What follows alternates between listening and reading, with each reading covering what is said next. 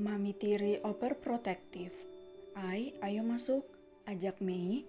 Tapi Aida masih bertahan duduk di teras dengan pemandangan sore yang cerah. Bentar Mei, balasnya lembut. Ia kemudian menatap langit. Ada sebuah pesawat terbang persis di atasnya saat ini, meski begitu jauh di atas sana. Mei, itu Mas Tono, panggil Aida. Ia mungkin jadwalnya barengan, tapi Mei gak tahu pastinya. Jawabnya dari dalam. Aida menghela napas lalu turun dari tempat duduknya. Aida berusaha tampak biasa saja, ia malah mengajak Mei ke pasar untuk menebus cincin peninggalan ibunya.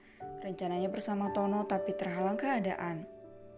Tiba di pasar seperti yang Aida duga, jika semua orang menjadikan ia pusat perhatian, entah apa gosip yang telah tersebar, ada yang mencibir, ada juga yang menatap sedih, tapi Aida cuek, fokus ke toko emas yang ia tuju.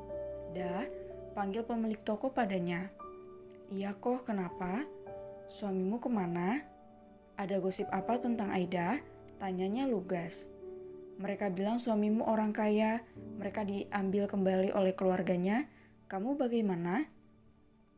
Iyain aja apa yang mereka bilang. Nanti mereka akan diam jika tahu kenyataannya. Balas Aida dengan senyum pahitnya. Tak lupa Aida mengode agar Mei tak banyak bicara kali ini. Usai belanja, Aida pun langsung pulang.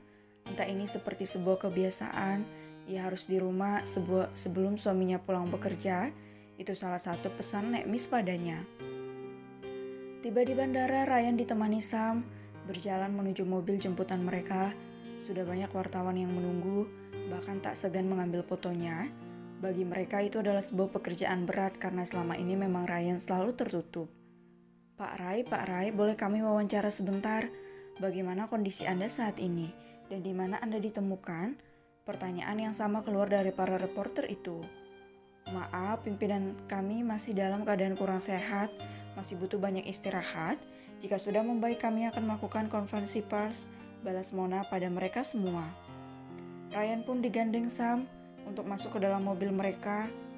Gila, sudah kubilang rahasiakan, kenapa masih saja banyak berita? Omel Sam. Maaf, mungkin ada yang tanpa sadar bicara ke publik, balas Mona, dan satu-satunya orang yang Sam curigai adalah Mama Bian, tantenya. Mama Bian, mami tirimu, Sam menunjukkan foto wanita itu. Masih muda dan cantik, uji Ryan. Dia menemanimu 10 tahun ini, apalagi setelah papi meninggal 5 tahun lalu, dia selalu ada di sampingmu, dan alasan aku meminta Nur tinggal adalah agar ia tak kaget atas pernikahanmu. Kenapa? Bahaya. Percaya atau tidak, perhatiannya terlalu over padamu, bahkan tak ada wanita yang berani mendekatimu, balas Sam yang kesal ketika mengingat tante gambrengnya itu.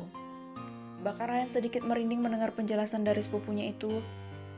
Aku pernah bertemu Deb, tunjuk Ryan pada foto itu. Ya, aku sudah dengar kau pakai masker kali itu, balas Sam dijawab anggukan Tono. Mereka akhirnya tiba di sebuah rumah mewah. Ryan masih tercengang, padahal itu rumahnya sendiri. Sam kembali membawa masuk dan mempersiapkan telinganya agar semakin tebal dengan segala ocehan Mami Bian. Ryannya Mami Bian datang dengan mengulurkan tangannya dan langsung memeluk Ryan. Kamu bagaimana? Kamu apa kabar? Dan kamu? Astaga, tangan kamu kenapa kasar begini? Apa kamu tersiksa di luar sana? Mami. Ryan memicingkan mata menatap wanita yang ternyata lebih cantik dari fotonya itu.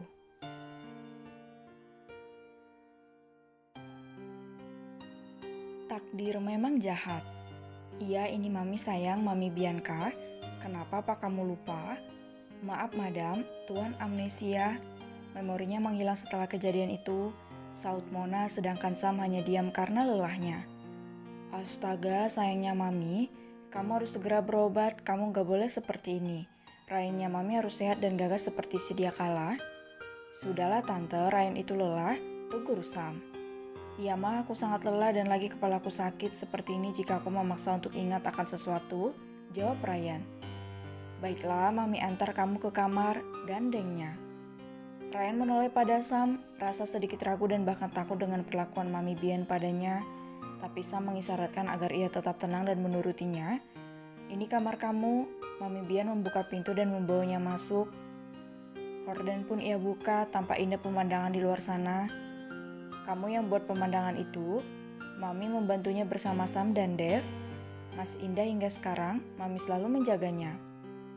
Suasana menyerupai sebuah kebun asli yang begitu hijau, menyegarkan mata jika memandangnya, menenangkan hati dengan suasana yang begitu nyata. Ryan menghirupnya dengan begitu lega. Aku beberapa bulan berkutat dengan suasana pantai, dan kali ini dengan kebun buatan yang sangat indah, lirihnya. Sayang, kamu di mana selama ini? Tanya Mami Bian. Yang mengajaknya duduk berdua. Aku ditolong seorang nenek dan ia rawat ala kadarnya. Jawab Ryan menuruti Sam agar tak membawa Aida saat ini. Oh kasihan, andai saat itu cepat ditemukan pasti gak akan separah ini, tatapnya sendu.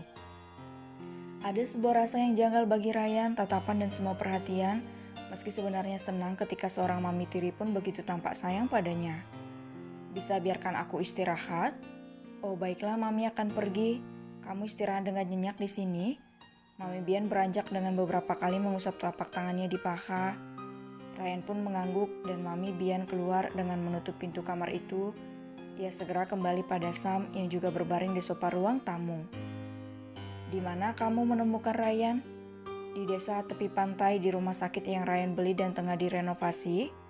Lantas, kenapa Deb tak menemukannya? Bahkan dia lebih lama di sana. Takdir, jawab Sam, singkat. Ia memejamkan mata dan menutupnya dengan pergelangan tangan. Kakinya lurus dan ia naikkan ke satu sisi sofanya yang tinggi. Kalau tante ngomong itu dijawab yang benar, Sam. Aku sudah menjawab apa adanya. Jika takdir belum mempertemukan kami pada Ryan, maka semua tak akan terjadi. Hais, kau menyebalkan. Tukasnya lalu berdiri dan langsung pergi. Ryan berbaring setengah duduk, mengistirahatkan tubuhnya yang lelah. Meski pikirannya masih pada Aida dan sesekali perasaan dejavu selalu hadir di kepalanya. Memang rumah itu tak asing, banyak yang kenangan yang harus ia ingat dan yakin akan kembali secara perlahan.